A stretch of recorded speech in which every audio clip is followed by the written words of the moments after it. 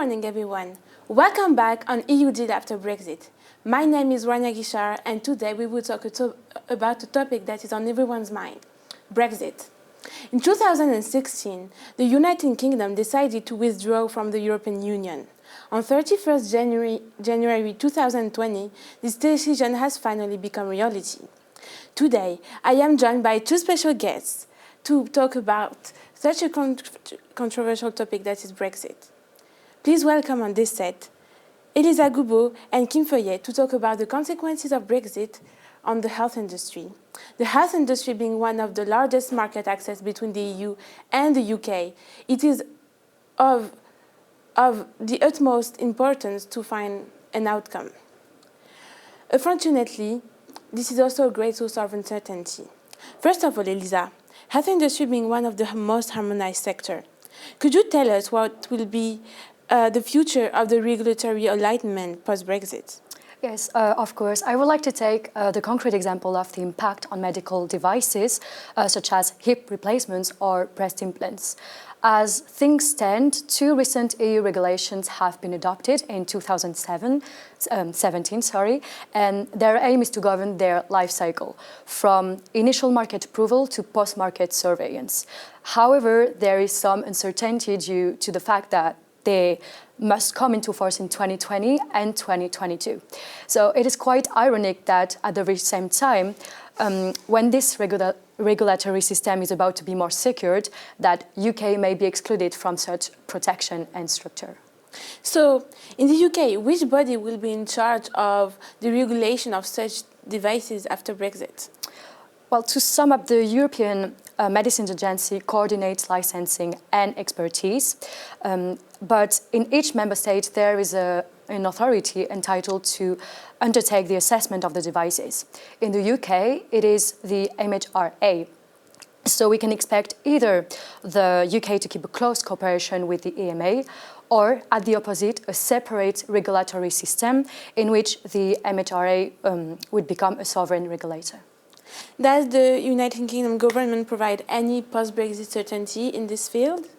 It is a little bit clearer because the Medicines and Medical Devices Bill, published a few weeks ago, raised the prospect of divergent approach. If EU legislation was previously updated at European level, it was proposed that the Health Secretary could take over this task, giving him broader powers to amend and supplement the medical devices legislation. So, for example, concerning the regulation I just mentioned, expecting to apply in 2022, it will not be automatically included in UK law. What about the regulation of pharmaceuticals? To what extent will it be impacted by Brexit? Well, UK departure would require a separate procedure, which would overload an already complex process. For example, a medicinal product authorized in the United Kingdom will not be considered as a reference medicinal product anymore. Thus, important links in the supply chain will be broken, causing delays, additional costs, and potentially medicine shortages. Since the transition period has finally begun, could you give us some more insights about what is currently happening? For the moment, the situation is quite the same. The new Brexit withdrawal agreement signed on 24th January 2020 states which European provisions are still applicable during the transition period. For example, Article 41 of this agreement provides that pharmaceuticals and medicinal devices continue to circulate freely on the single market. However, UK is no longer considered as a reference member state in the European regulatory system for medicines. So the idea is to maintain the supply chain during the negotiations, but reduce UK influence at the European level. Yeah, indeed, 31st of January was certainly not the finish line of Brexit. It is still highly possible that the UK and the EU may fail to reach an agreement, which would be the worst scenario. Thank you. UK will leave the single market, which is much more attractive economically. So how can the United Kingdom remain a competitive actor in the health industry? Actually, pharmaceutical industry is one of the UK's most productive industry, which contribute to 1% of the outcome. And foreign pharmaceuticals stakeholders doubt that maintaining the supply chain in the UK will still be an interesting investment for them. Indeed, UK will lose its right to the centralized procedure and mutual recognition of market authorization with the EU. And it would affect companies which use the UK as a hub in order to have access to the single markets. And as the EU represents a much larger market, it will be quite difficult for UK to remain competitive without a regulatory alignments. And what about individuals? What changes can we expect regarding health protection systems for both UK and EU citizens? Well, Brexit only brings uncertainty once again as regards to reciprocal healthcare arrangements, which allow European citizens to have access to healthcare services on the same basis and conditions as a resident of the country. So post-Brexit, the UK could possibly lose those arrangements, and negotiating with each member state won't be an easy task. So for example, when the transition will end, a directive on patients' rights in cross-border healthcare would no longer apply. And this will trigger off problems in maintaining and accessing health coverage in case of illness, billing for reimbursement, but also for insurance. Actually, the interest of patients has always been at the core of both UK and EU concerns. So what about the mobilization of the pharmaceutical industry? The mere possibility of a no deal in 2019 has led to an unprecedented mobilization of this industry. It had to ensure the continuity of the supply of vital medicines as hormone epilepsy drugs or diabetes drugs.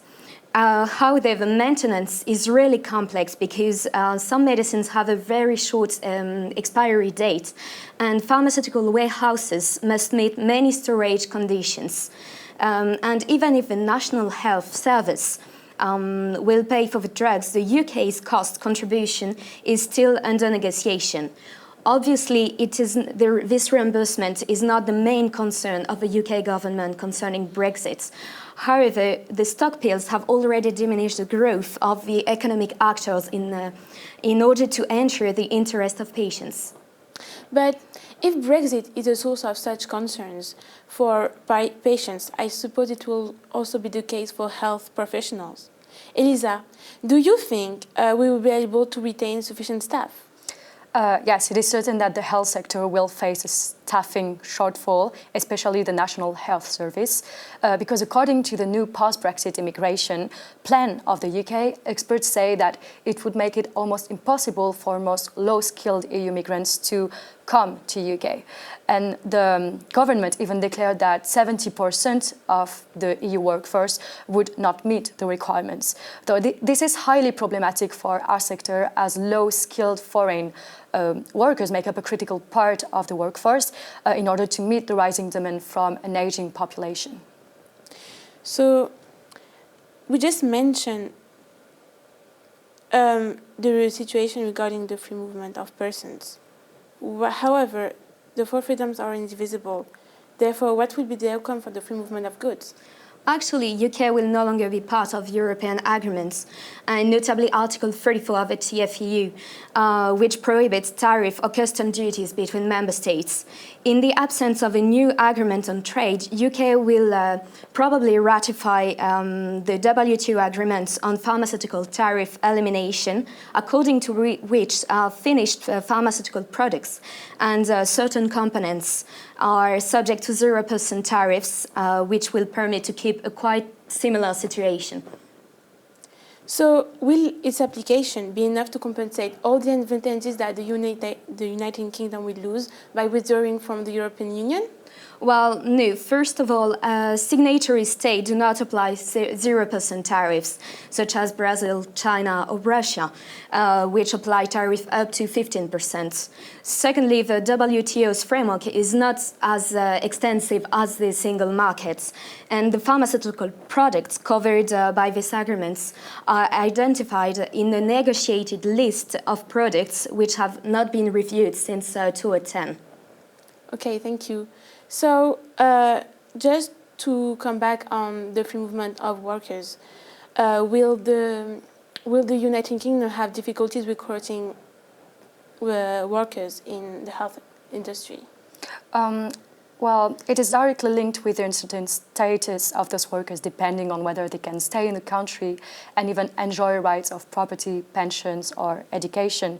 And I really do agree with what Professor Tamara Hervey said when she said that it is not simple to conceive the consequences of a change of status from EU citizen to a third country nationals.